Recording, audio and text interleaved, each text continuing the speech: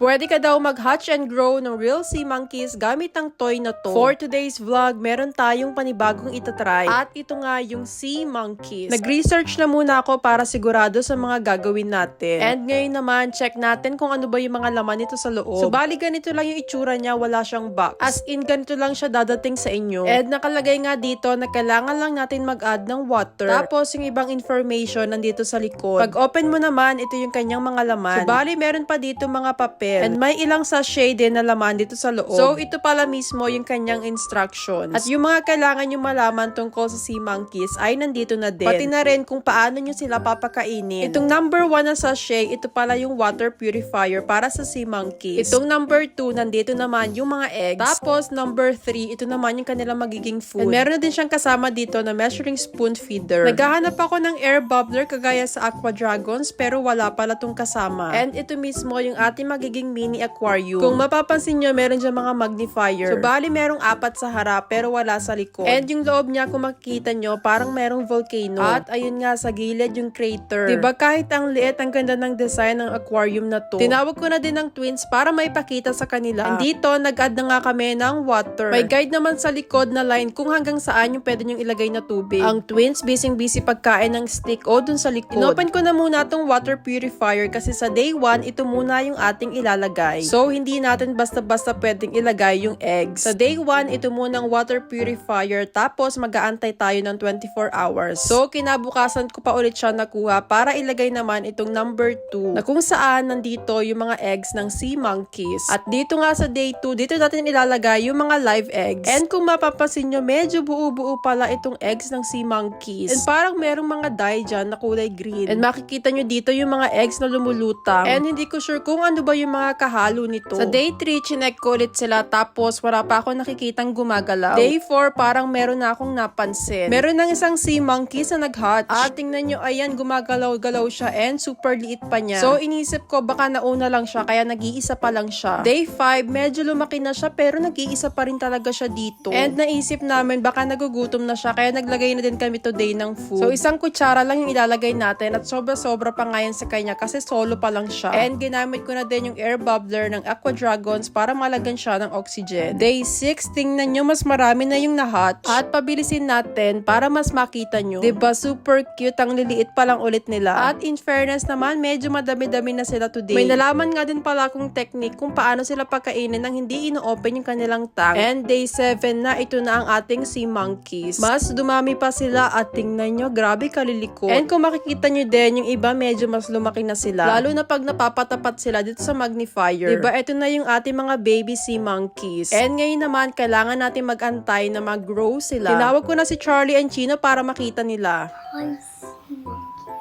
Medyo maliit pa talaga kaya kailangan nilang lapitan para makita. Dito, sabi ko sa kanila is lagyan nila ng oxygen yung mga babies. At nag-aagawan pa nga ang dalawang to kung sino ang unang gagawa. Habang itong si Charlie, aba, hinalo na yung tubig. Pinapabilang ko nga din sa kanila kung ilan na ba yung nahatch. Pero sabi nila, too small daw para bilangin. And sana madami yung makasurvive. Kaso, tingnan mo naman, hinalo na ni Charlie at nahilo na ang mga sea monkeys. Medyo lumabo tuloy yung water. Pero i-update ulit namin kayo once full grown na ang ating sea monkeys.